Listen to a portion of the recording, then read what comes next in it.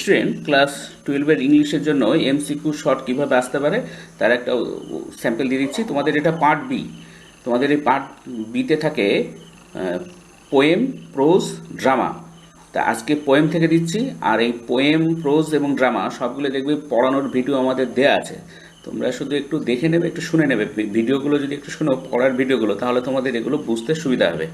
দেখবে কবিতাগুলো সব পড়ানো আছে, গল্প পড়ানো আছে, আর নাটকটাও পড়ানো আছে।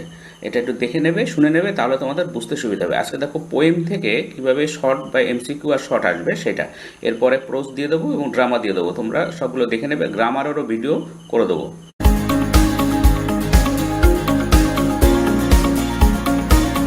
দেখো poem, asleep in the valley. The word green in the poem asleep in the valley signifies a monotony, B youth and life, C boredom, D loveliness. উত্তর হবে B youth and life. Asleep in the Valley is a poem about a nature, B personal experience, C war, D social inequity. উত্তর হবে C war. 3 number দেখো, the soldier's innocence is indicated through a face, a smile, rest, death. উত্তর হবে B smile. 4 number দেখো, the soldier sleeps in the night, B twilight, C dusk, D sunlight. উত্তর হবে D sunlight. In the side of the soldier there are a bullet wounds, flowers, arrows, tattoos. উত্তর হবে A bullet wounds. এ নাম্বারটা আর কি 2 bullet দেয়া থাকে।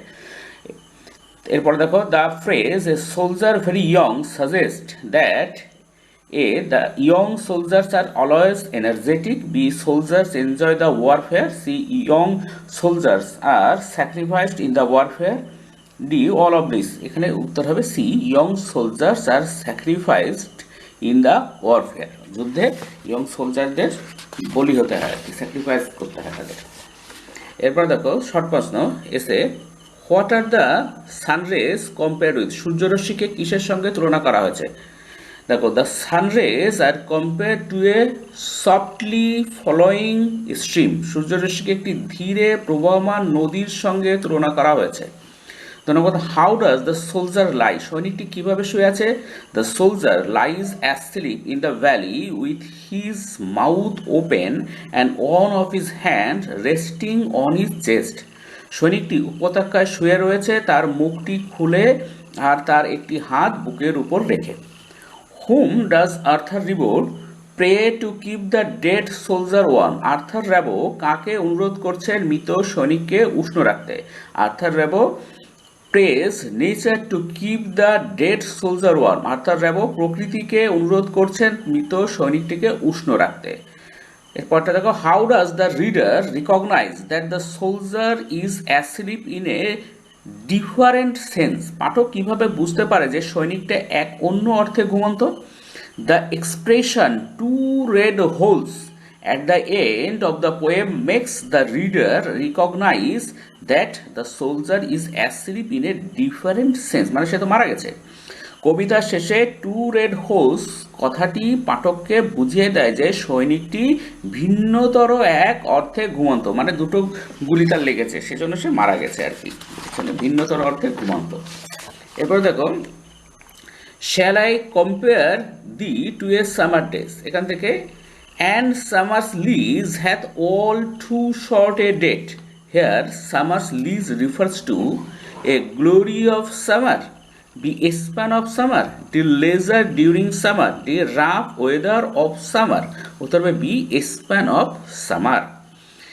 In Shakespeare's sonnet nong 18, the word grossed refers to a become longer, become stronger, see mature, D live forever. উত্তর হবে D live forever.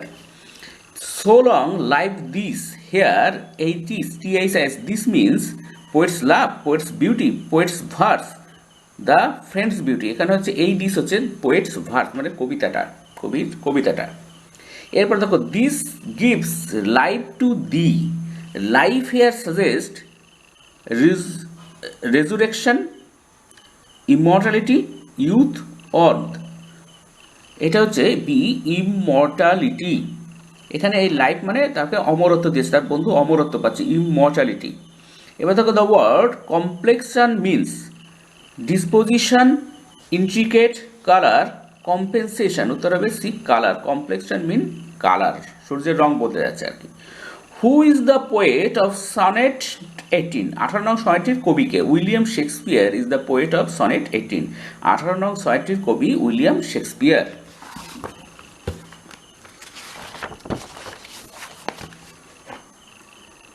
What shakes the darling buds of May? মে মাসের প্রিয় কুড়িগুলিকে কে নাড়া দেয়? The darling buds of May R shaken by the rough winds in the season of summer. মে মাসের প্রিয় কুড়িগুলিকে খড় বাতাস গ্রীষ্মকালে নাড়া দেয়। His gold complexion dimmed, who is referred to in the quoted line and what dims his complexion? উদ্ধৃত পংক্তিতে কার কথা উল্লেখ করা হয়েছে এবং কি তার রঙকে নিষ্প্রভ করে দেয়? The sun is referred to in the quoted line and the passing cloud dims his complexion. উদ্ধৃত পংক্তিতে সূর্যের কথা উল্লেখ করা হয়েছে এবং ভাসমান মেঘ তার রঙকে নিষ্প্রভ করে দেয়। How does every fair from fair sometime decline? কিভাবে প্রত্যেক সুন্দর বস্তুর সৌন্দর্য ক্ষয়প্রাপ্ত হয়? Every fair from fair sometime declines by chance or nature changing course. প্রত্যেক সুন্দর বস্তুর সৌন্দর্য হঠাৎ করে কিংবা কালের স্বাভাবিক গতিতে ক্ষয়প্রাপ্ত হয়। How long will the friend of the poet live? কবির বন্ধু কতদিন বেঁচে থাকবে? According to Shakespeare his friend will live so long as men can breathe or eyes can see. শেক্সপিয়ারের মতে তার বন্ধু ততদিনই বেঁচে থাকতে পারবে যতদিন মানুষ শ্বাস গ্রহণ করবে কিংবা চোখে দেখতে পাবে। মানে এই কবিতাটা যতদিন থাকবে, মানুষও ততদিন থাকবে, ততদিন এই কবিতাটা পড়বে আর তার বন্ধুকে অমর হয়ে থাকলো আর কি। এবার দেখো দ্য পোয়েট্রি অফ আর্ট থেকে, a voice will run from haze to haze. Here, a voice refers to the voice of a songbird, B the poet, C the grasshopper, D the cricket. এখানে C the grasshopper. He rests at ease beneath some weight. A what? Be cooling. C new moon. D pleasant. এখানে D pleasant উত্তর হবে। The voice of the grasshopper represents a gloom, B despair, C mirth, D snow, উত্তর হবে C mirth. এবার দেখো what creates silence on a winter evening is? A the song of grasshopper, B the song of the cricket, the forest, D snow, উত্তর হবে C the forest. What creates silence on the winter evening is? The frost. Frost winter ইভিনিংয়ে silence করে দিচ্ছে আর কি। The cricket song comes from A the stove, the meadows, the trees, the grassy hills, উত্তর হবে the stove. এবার দেখো which insect carries the song of winter in Keats the poetry of earth? কিসের এই কিডসের দ্য পোয়েট্রি অফ আর্থ কবিতায় শীতের গান বহন করে কোন পতঙ্গ? In Keats the poetry of earth the cricket carries the song of winter. কিডসের দ্য পোয়েট্রি অফ আর্থ কবিতায় শীতের গান বহন করে ঝিঝি পোকা। এরপরে দেখো where can the grasshopper's voice be hair? কোথায় ঘাস ফড়িংয়ের কণ্ঠস্বর শোনা যায়? In Keats sonnet the poetry of earth the voice of the grasshopper will run from hedge to hedge about the new মর্ন মিট। কিডসের দ্য পোয়েট্রি অফ আর্থ সনেটে সদ্য ঘাস কাটা চারণভূমির ঝোপঝাড়ে ঘাস ফড়িংয়ের কণ্ঠস্বর ছড়িয়ে পড়ে। When does grasshopper takes lead? কখন ঘাস ফড়িং নেতৃত্ব দেয়? When the birds return to cooling trees and stop singing the grasshopper takes the lead. যখন পাখিরা গাছের শীতল ছায় আশ্রয় নিয়ে গান বন্ধ করে দেয় তখন ঘাস ফড়িং নেতৃত্ব দেয়। From the stove there shrills, what is meant by stove? Stove কথাটির অর্থ কি? Here stove means fireplace. Stove কথাটির অর্থ ঘর গরম করার চুল্লি। যেখানে ওদের ওইসব শীতপ্রধান দেশে যেখানে ঘর গরম করার জন্য চুল্লি থাকে, সেই ঘর গরম করার চুল্লির পাশ থেকে গানটা আসে আর কি, মানে স্টোভের ওখান থেকে শব্দটা আসতে থাকে। What happens on a long winter evening? নিঃসঙ্গ শীতের সন্ধ্যায় কি ঘটে? On a loan winter evening the song of the cricket is here from beside the stove. নিঃসঙ্গ শীতের সন্ধ্যায় ঘরের চুল্লির পাশ থেকে ঝিঝি পোকার গান ভেসে আসে। তার মানে প্রকৃতি কখনোই থেমে থাকে না।